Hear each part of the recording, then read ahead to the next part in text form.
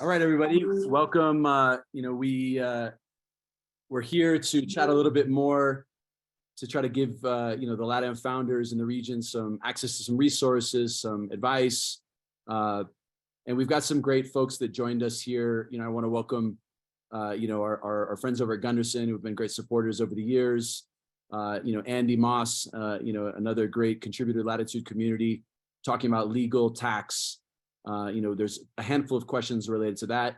We also brought our friend Stelleo Tolda from Mercado Libre, who's been an incredible supporter of Latitude since the early days. And he's seen a few crises over the years, so he can provide some, calm, collective, reflections and advice for executive leadership. And so, listen, just to start things off here, I think that, the reason why we're here is to kind of step up for our community. I've been so kind of proud of, the way people have been helping each other over the last, 72 hours. You look at the WhatsApp groups, you look at just the care that everyone has had with trying to elevate other people. And that's really kind of what the Latitude community is all about. We're not going to go into great details of what happened. I think that that's not the best use of our time.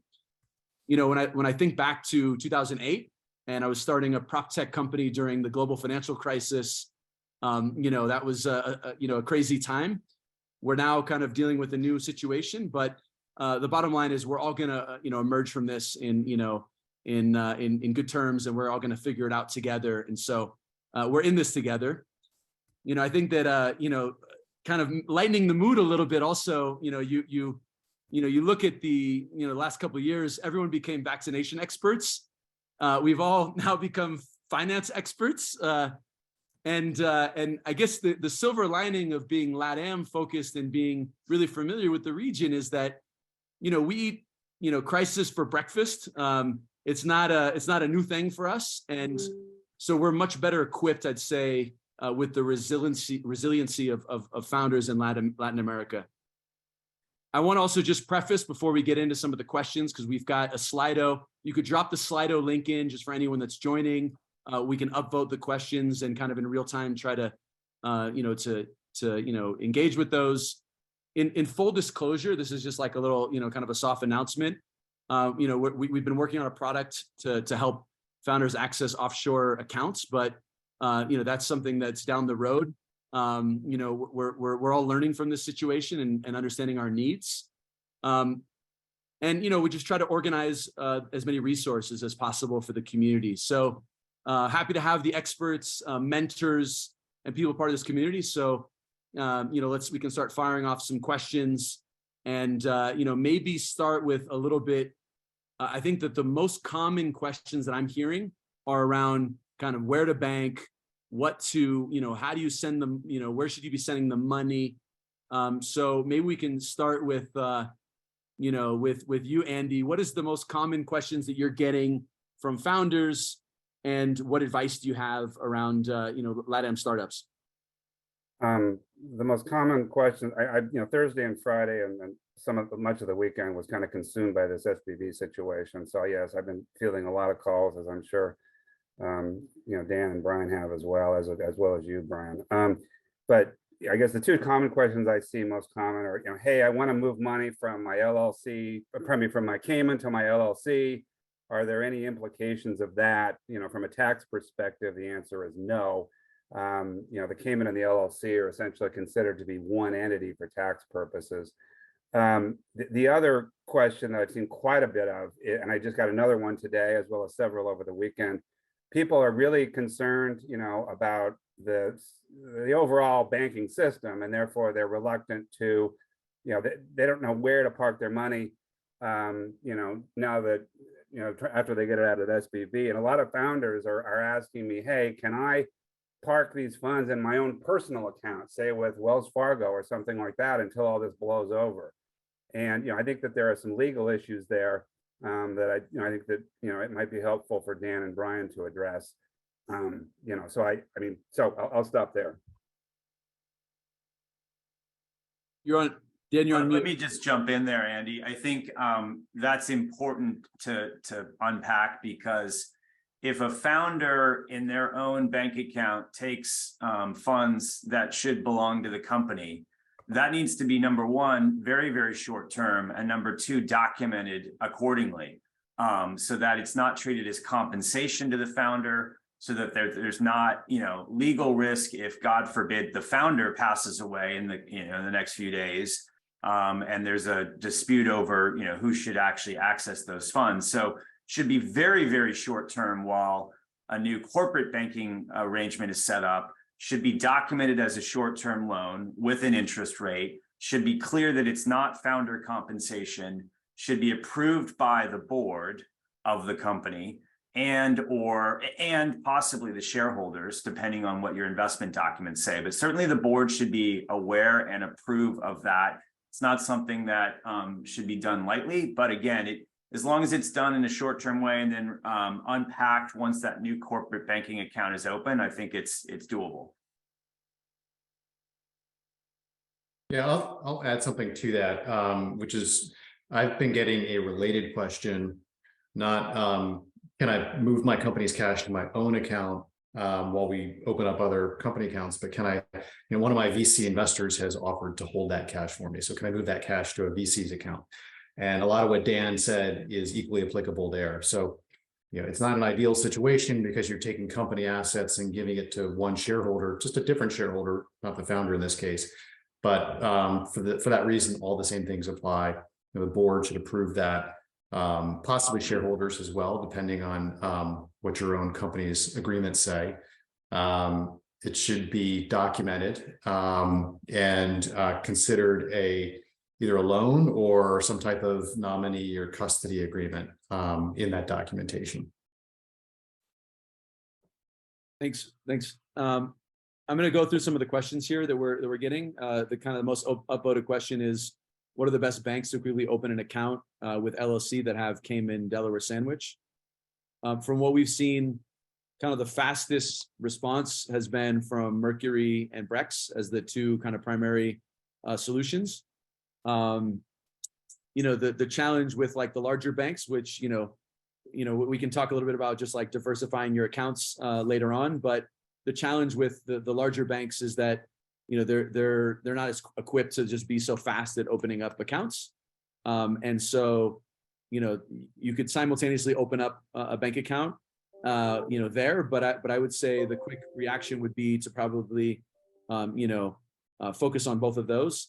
And just to make a clarifying statement from Paco, Mercury is not opening for Cayman, but you can open with the LLC, which is usually an intermediate company, and you can park the money in the intermediate company, and that's both Brian, Dan, and Andy have kind of clarified that that's part of like the one company, so you're not going to have any kind of tax or legal implications there, and so it's a good kind of intermediary solution to figure out, and it looks like there was some massive initiatives over the weekend where providing more security around your capital with like Mercury built Mercury Vault, which is increasing FDIC coverage and kind of spreading out the money.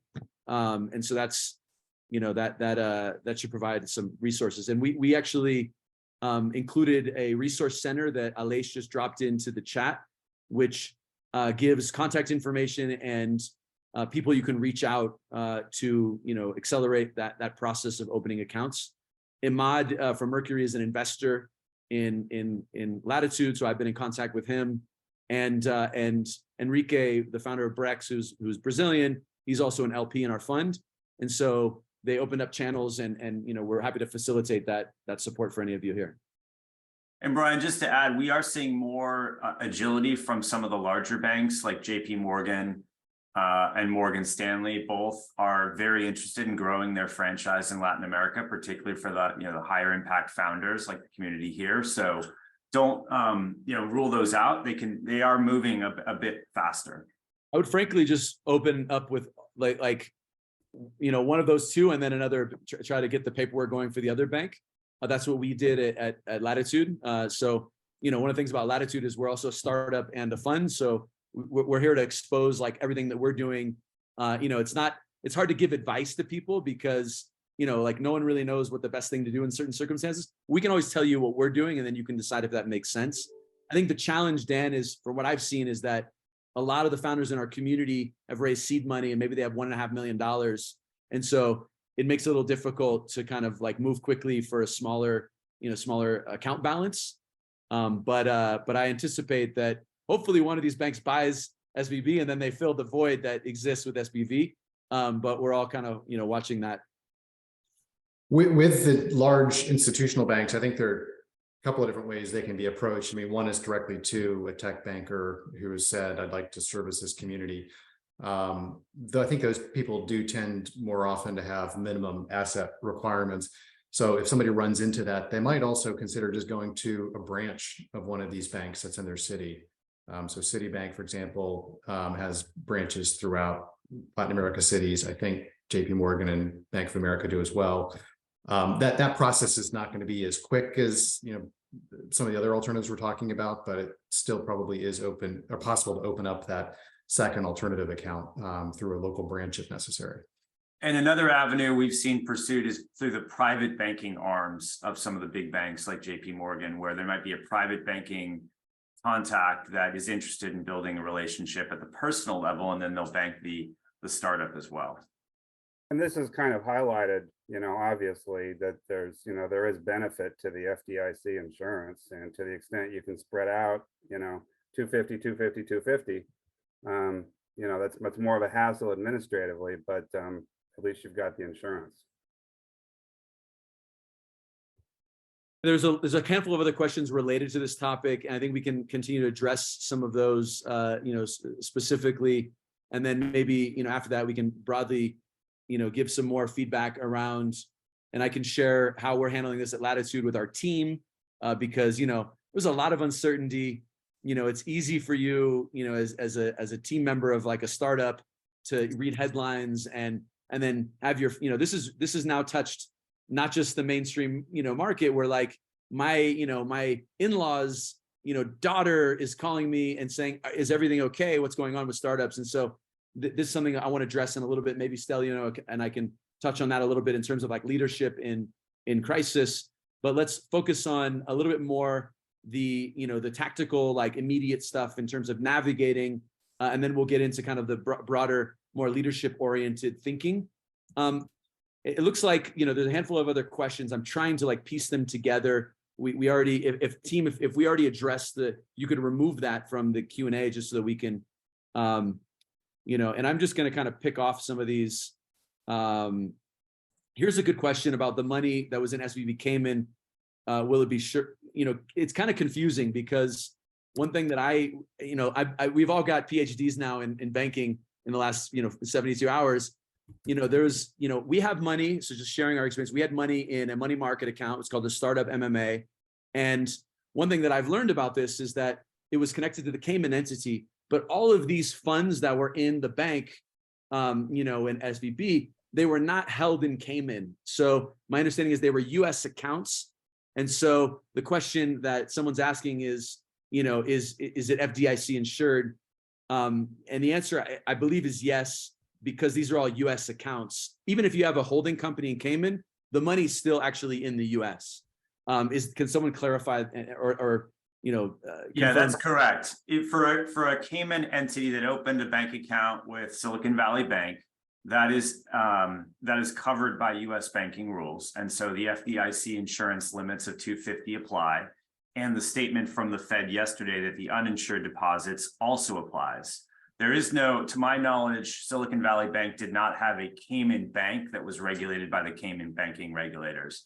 It's all in the US. UK is a separate entity, and that was going through a separate process. But you have the benefits of the US banking system in your Silicon Valley Bank.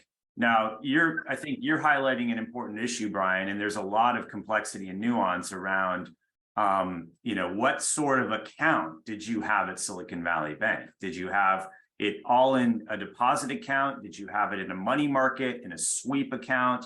And that is something that needs to be identified with the individual documentation that you have with the bank, like who actually holds that money. But the good news is that it's, the deposits are going to be backstopped by the US government. Yeah, that's the thing that I think put everyone at ease yesterday. And I'm really glad that the government stepped in. It gave me a lot of faith and trust in kind of the government's kind of doing the right thing. And we would have suffered some pretty dramatic, consequences if they, I think it took a little while for the, the government to really understand the impact. It looks like Sunday morning, from what I understood, the folks at Andreessen were kind of giving us updates because they were making calls to the White House and, and congressional leaders. And it seemed like there was a lot of concern Sunday morning, and then things started kind of picking up, and we saw the action, which makes us all happy. Yeah, and in addition, I mean, the Fed has been working over the weekend, and I suspect maybe still, to identify one or more buyers of the bank's assets.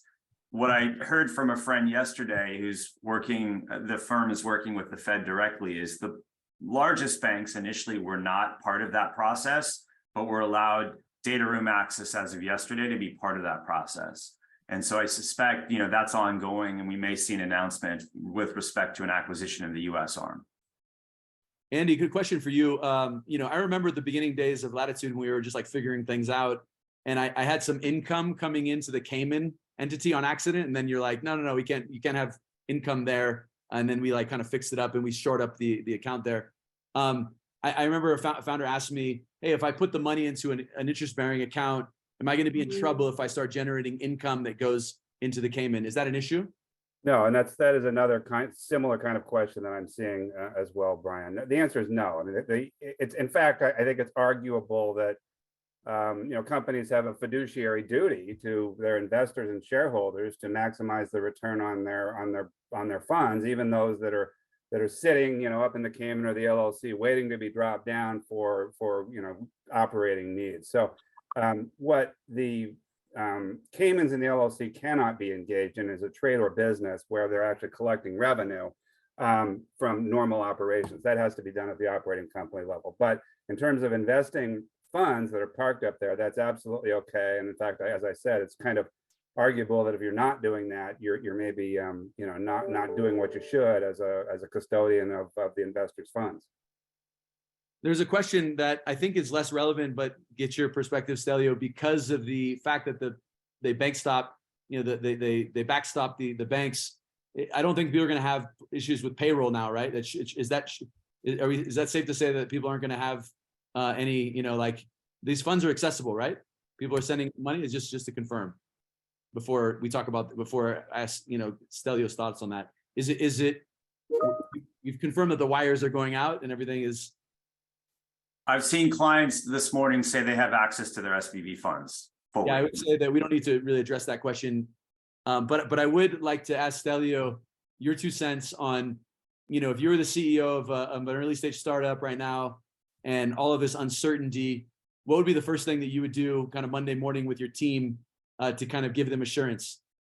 Well, first of all, I would probably be working throughout the weekend. No, so Monday morning would be just sort of rolling from the weekend, and by then I'd like to have a communications plan in place where it's very clear what is going on. I would definitely hold perhaps an all hands meeting where people would be able to address to raise their concerns and much like we're doing here. So really trying to be open and clear as to what's going on.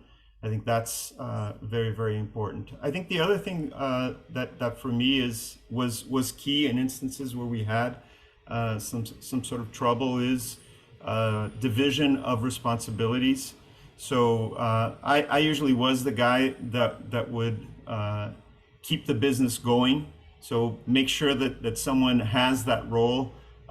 Someone who is hopefully level-headed and won't be, losing sleep over whatever else is happening, and continues to be concerned about the business itself. Having said that, of course, someone needs to step up to address the liquidity issues, the issues really of just having cash on hand, whether it's to pay payroll or more urgent suppliers.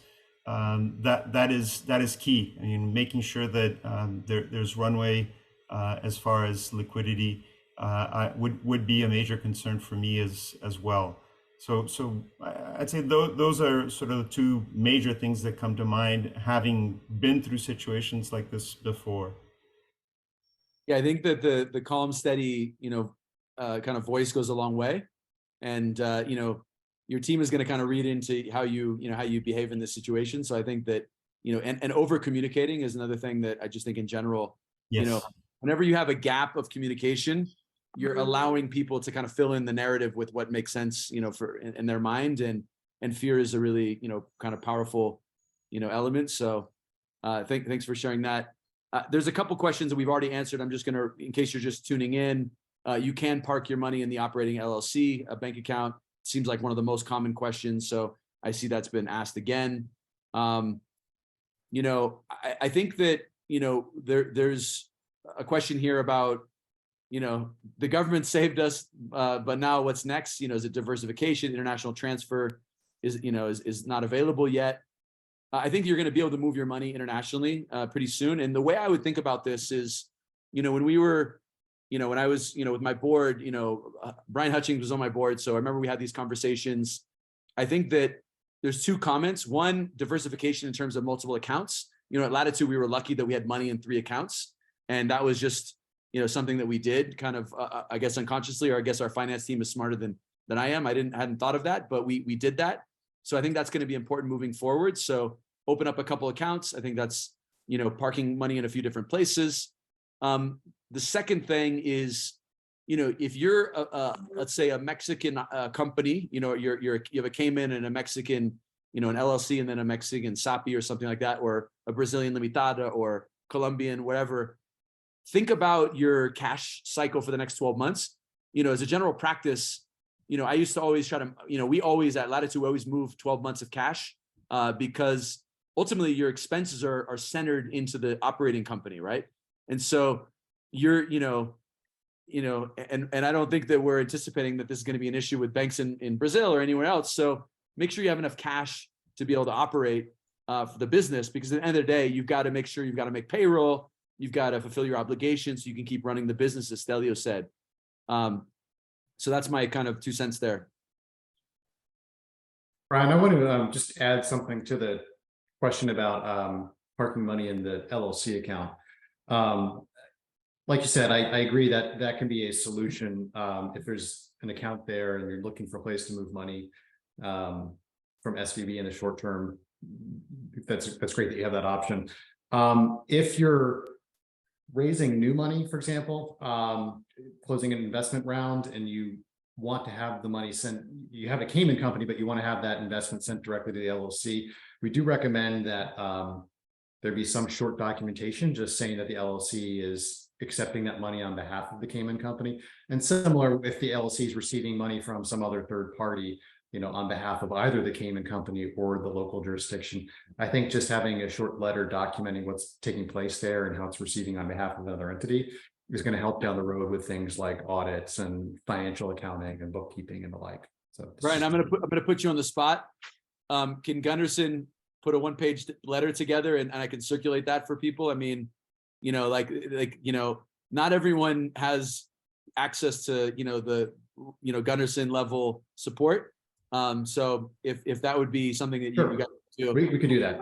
That would be awesome. And then we can circulate that to the community, just so that, because like right now, everyone's running around, trying to do what's right for their business. And if we can, kind of provide, support and, I would say, advice and resources that allow people to not have to, because not everyone, is fortunate to work with, Moss and Gunderson. So if we can provide resources that allow them, that'd be fantastic. So we would appreciate that. We can that. We'll send that out to our community Slack, Slack channels and WhatsApp groups if that's something that you're needing to do. That way you don't have to. Not everyone has to contact their law firm and ask for that.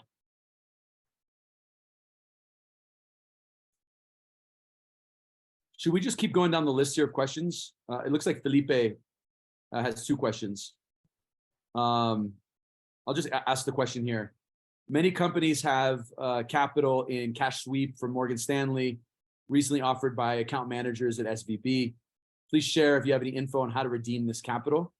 Is the cash sweep, does it behave differently than a typical account? Yeah, that's one where I think there's some detail. It depends on the type of arrangement. There are some cash sweeps that go into an omnibus account, which I believe sits on the bank's balance sheet. And there are others that are managed by a third party as a custodian, which are not on the balance sheet of the bank. So hopefully soon, or if not already, the online portal of the bank will identify exactly how that arrangement works, and then you should be able to get access accordingly. But it depends on the specific type of arrangement. Thank you. Looks like there's a question that, you know, a couple questions. Let's see. This is kind of in the same vein, I think. Many companies have M&A, you know, so M&A, I guess the question is probably the same answer, right? It's like, right? Yeah. It really depends on the type of account arrangement. Is it a custodian, or is it managed in an omnibus account by the bank? And yeah, I had a lot of trouble getting the answer about that, you know, because we had the money market account, and I was like, is SVB the custodian? Because I think the bottom line is, the good news is that given this is all backstopped, you're probably going to be, you know, in a good spot to, you know, to get your money, and then just want to get your money and then get it out, right? Like just wire it to one of the other options, which is a good segue to this next question. Beto says Brex own website states that Brex Cash is not a bank account; it's a cash management account offered by Brex Treasury. What is the implication of this? I don't think we have anyone from. I'm sure, like, if PK is on here from our team, I'm sure he would know the answer specifically to this, but maybe one of you can take that.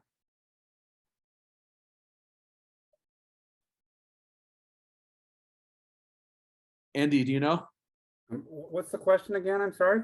So Brex is, like, you know, Brex is not a bank account, right? I mean, we've seen this exact same question because we're building a product similar to Mercury and Brex for LATAM. And my team is like, my compliance team is very obsessive about saying, hey, we're not creating a bank account. We're not building a bank. We're providing accounts. And I believe Brex is in a similar situation. So they have what they call a cash account, and they don't state it as a bank account but you're still able. Yeah, maybe Patrick's up here. Patrick, do you want to answer to that? Yeah. Quick TLDR on that. A cash management account is technically a brokerage account under the hood in the context of Brex's business product. And funds that get sent to that cash management account, Brex basically takes those and sweeps them across a network of 9 different banks. Of 9 different banks. JP Morgan is one of those banks, and then there's 8 other banks that they send them to. And each of those individual banks, they open up an account, an actual account that's FDIC insured. So, and that's how they kind of stack that coverage, that 250K of coverage, by basically spreading it across that.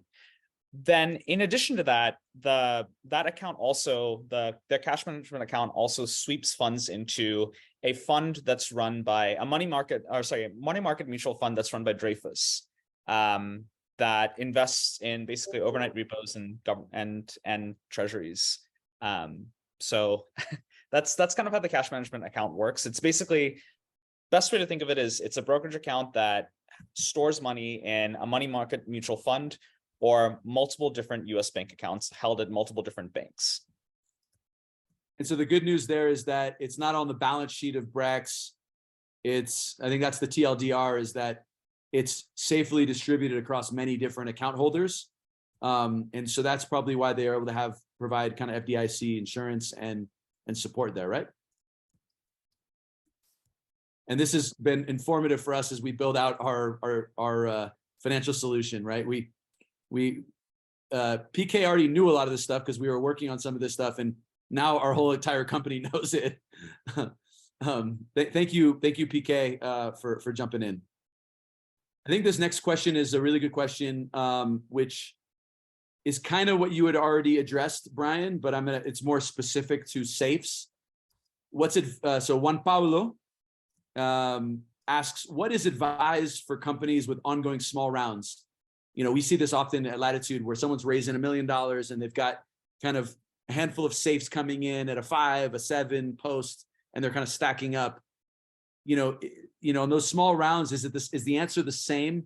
You should take it into LLC account or whatever you have, but maybe have a side letter on this that just says that well, if you haven't already, you want to reach out to those people who have your documentation and tell them not to send any wire transfers to an SVB account. Hopefully they're also smart enough to figure that out on their own, but I wouldn't assume anything. So contact them immediately about that. If you have an alternative account for your top level company open, give them those instructions instead. If you don't, and you don't have time to wait until the account is open, then that's one of those situations where the LLC could accept the money on an alternative basis, and you could use this short letter of direction just to document that fact. Thank you. Okay. There's a few other questions here. Let's keep going through them. Is there, the top question here is why, I don't know if this is something we want to address here, but let me just read it out loud. Why US banks, big banks can't or are not asked to open checking accounts for fiscal paradise related startups or funds. I mean, the LLC or the holdings. Andy, maybe you, or anyone can address that. What's your thoughts on that?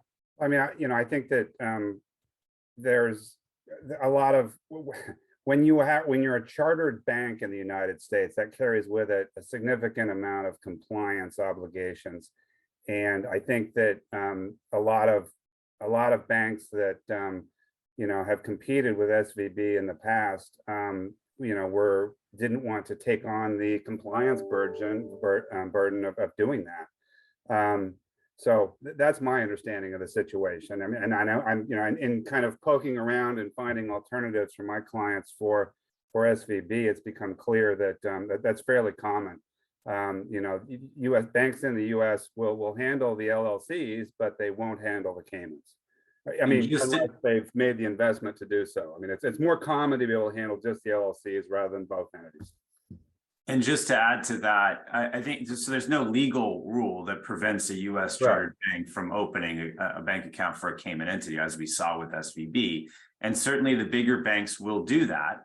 And more banks are doing that. The compliance burden that Andy mentioned is actually going to change very likely significantly next year, with new compliance and KYC rules applying to Delaware LLCs, the intermediate holdcos in most of the structures.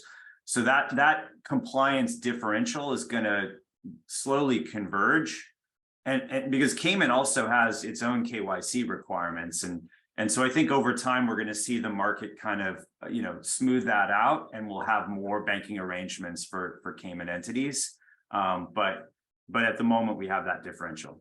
And by the way, I don't know if this is related or not, but SVB, as you've probably been reading, successfully lobbied Congress to essentially remove the heavy regulatory burden that they would have been subject to on the scrutiny, given their asset size, and they successfully did that. Now, whether that had anything to do with what happened last week.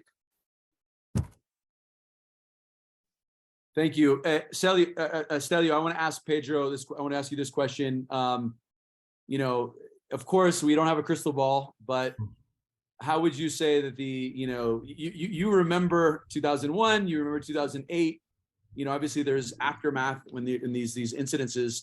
How do you think this will affect the just overall LATAM tech industry, beyond generating a new crop of kind of profit-focused founders and probably tightening up the funding environment for however many years? What is your general thought, and how would you, like, as a founder, how would you be processing this kind of psychologically and then thinking about your business? Yeah, well, let's separate it in two then. Speaking about the sort of the general environment, to be quite frank, this process has begun since last year. Since the Fed has begun raising rates, and really the market has changed and to a certain extent dried up quite a bit for new money. I think a lot of the VCs had been funded from before, had a lot of this dry power.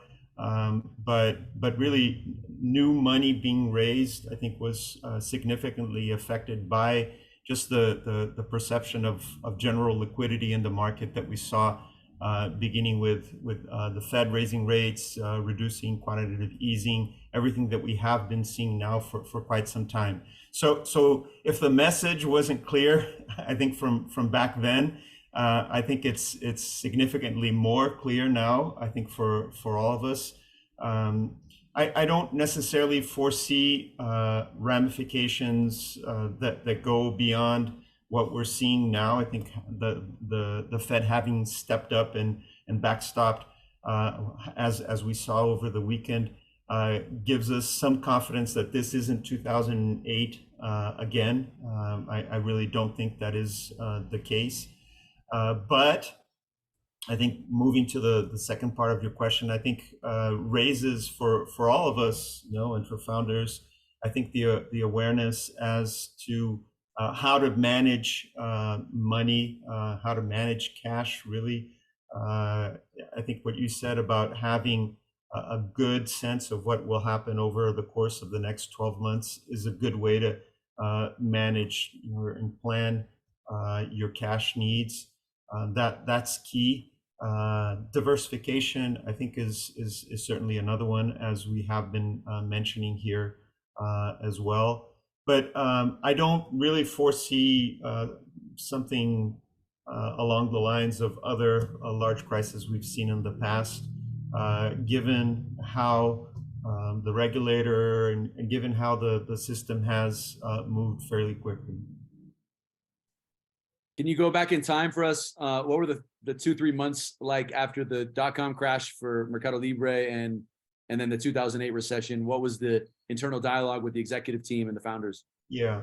So in the year 2000, right around the April timeframe. So this is after the Nasdaq had begun falling in March. We were in the middle of closing a round. And that was really, really tough for us. We ended up managing to closing it in May of that year, with terms that were not the best for the company, but they were the only terms that we could get at the time. And I remember when we got that money, our investors said, this is the last capital raise you'll have before you need to make this company self-sustaining, profitable. And the fact was that we went back to the market 7 years later when we raised our IPO. And in the meantime, basically, we survived with the money we had raised, and of course with the money the revenues that we generated from the company over that the course of that time. So that was an important alert, sort of caveat that we got from our investors, because it really showed us that we need to focus on profitability. And maybe that's something that founders should be hearing now. No, I don't think this is as significant or as what we saw in the .com crash, but really sort of narrowing down on making the company profitable, having a plan for that over the course of time is something that should sort of grow in priority right now. I think in 2008 we had already raised our IPO. I think we were after so many years of managing money very, very tightly. It wasn't different. We had more money, but the idea wasn't to spend or splurge that money. Most of the money we had raised in the IPO was still in the bank. I remember, though, an issue in Brazil with local banks and receivables we had, where banks were holding our receivables and not anticipating as we typically were doing prior. And so our decision immediately was to not hold receivables with banks anymore and anticipate them as they came. So even though that meant a haircut, that meant some discount for us, it was still important to have cash on hand and not, rely on. Even though that it was very liquid resources, even though it was essentially our receivables, it was important for us to bring that forward and have the money with us. So two just brief lessons of managing cash in the times of crisis. Yeah, they say that rocky seas make good sailors, and so I agree. that's why we brought you on here, Stelleo. And if I think back to, we're going to get to the two questions that just popped up that just got upvoted. We'll get to those in a second because I think they're both related, and there's some, we've addressed a little bit of the first one, but we'll get to that in a second. But I'm reflecting back on 2008 when I was I'd started Viva Real and I was trying to raise money, and I struck out with 30 investors, and it was super stressful, and there was an obsession with generating revenue as a company. And ultimately we built a really good DNA as a company that was, focused on, our business, our unit economics, and, it helped us be a healthier business later on. And so I think that, these are defining moments for companies. And, I think that you're all getting, a great kind of accelerated learning curve. For those companies that are, they've started recently, we've seen these crazy ups and downs the last couple of years. And so, we're going to support each other, and that's why we're here. That's why the Latitude community exists, to kind of, help each other elevate. We often talk about the rising tide lifting all boats, and then I think our team kind of jokingly said, when there's a tsunami alert, we got to kind of get together collectively also, and help each other figure out how we're going to get to a safe harbor. And so Latitude, we're here to try to be that safe harbor for you. One comment there, Brian, if you allow me. I think a good thing that you said is that these crises, they won't last forever. So definitely we're sort of in high alert right now, and decisions that we need to make are happening very fast. But the truth is, and that's why I also said, you need to have people that are thinking about the business mid to long term, and not just focused on the crisis itself, because we hope for all the founders here that your companies will continue, and this will be a story for you guys to tell in the future. But really, the good and the interesting part of what you're doing is whatever you're doing, and you're going to keep doing going forward. So this too will pass. 100%. It's funny because, when you look at the life of a startup, these things, and I think it's a privilege when, I'm in my, my second, third, fourth company here. And so I have the privilege of not, thinking about just the next month. And I've, one of the virtues at Latitude is we think long-term. And, if you do have that, kind of like tenacity of figuring out these immediate things, and we'll get to these two questions in a second, because these are immediate pains. But if you can have the team that's equipped to address these immediate things that you come across, while not taking your kind of eyes off the prize of what you're building in the long term, you're going to come out of this stronger. You're going to come out of this, kind of more fit for, the future. And so, I think that optimism and that kind of half glass full thinking, which we talk about at Latitude all the time, is really essential to provide comfort to your team. And also, there are opportunities that will come out of this for startups. And so figuring out how to make that work. Thank you for being that voice of reason, and that, it's comforting, I think, for founders to hear you say it. And I notice for me to hear that. Let's get to these two questions here. We have the access to our funds in SVB, but international transfers are currently suspended. We don't have another US bank account. What should we do? We kind of already addressed that, which is you've got to open up an account, and maybe our team can drop our Latitude resources document that we put together. There's a handful of banks that will open up an account, and so thank you, Felipe, for dropping that in the notes. I'd go there. If you're not getting a response, let me know. I in all those companies, I know the founders, or I know a senior exec at one of those, that I can ping them for you. So, we're here to help. The other question is another tactical question on managing this in terms of, your cash, and it looks like, there's an anonymous question. We transferred the funds to the OpCo in Mexico, and you document as a loan, right?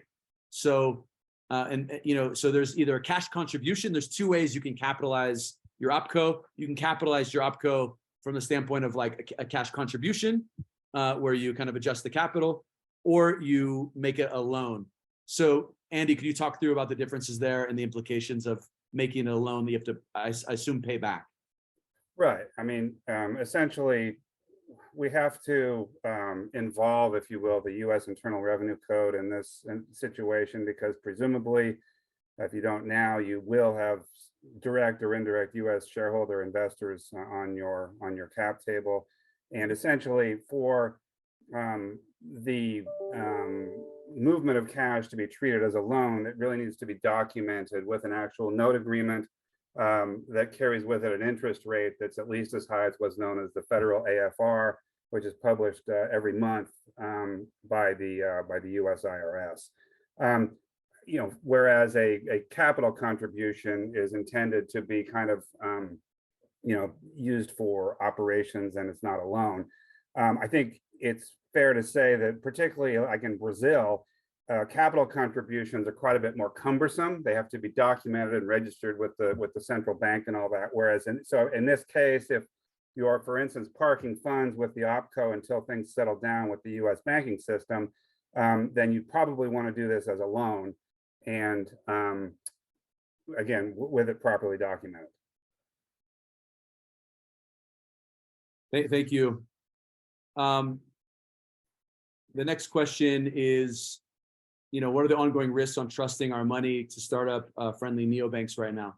It's a great question. I just actually, while I read that, I just sent a text message to the CEO of Mercury. I'm sure he's just like buried, but if he gets this and he's able to join, I told him we have a couple hundred people on this call. There is something, I saw a few posts of kind of the actions that they took, and I'm sure Brex is similar.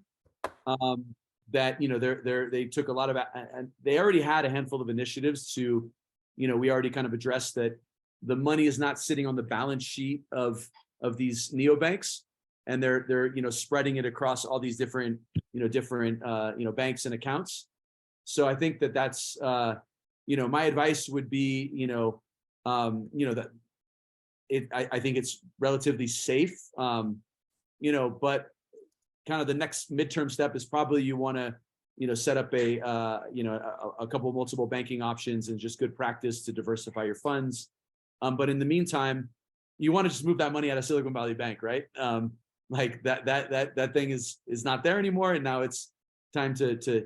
But it seems like they've been able to handle that. In terms of the deadline, someone asked, is there a deadline to move money out of SVB? I don't know if there's a deadline, but I just don't think that you need to think about a deadline. Just think about doing it today. There's no upside to waiting. Let's see. I'm going to answer Carlos's or bring Carlos's question here. Actually, Carlos, if you could drop that in the we'll upvote it. Let's see if there's any other thoughts. I'm going to actually just plug here something that we have some partners for FX. So if you are trying to get money down to Brazil specifically, we've already helped founders, move millions of dollars down to Brazil through our partners. And we it looks like Yuri dropped a note here. We have a WhatsApp number that you can see, and an email address, which is fx-go@latitud.com. Given that we have the company formation products where we spin up, Cayman holding companies, Delaware LLCs, and local opcos, for the last several months, we've gotten very efficient at moving money at like a very kind of low markup. So it's not like something we're going to enrich ourselves on. It's more of just a service that we're trying to provide the community. So if you are looking to, fund your opco and move some of that money down to your local bank account in Brazil, send a WhatsApp. We'll instantly plug you into our partners, and we'll get that handled for you. Thank you for posting that, Yuri. Should we just keep going to these questions as if you're listening and you're one of the a couple hundred people, drop us a note here if this has been helpful to you. If you feel like I mean, I guess we've had people on for an hour here almost, and the fall off has not been very big, so everybody seems to be. Let's I think we could probably close it out here. I think that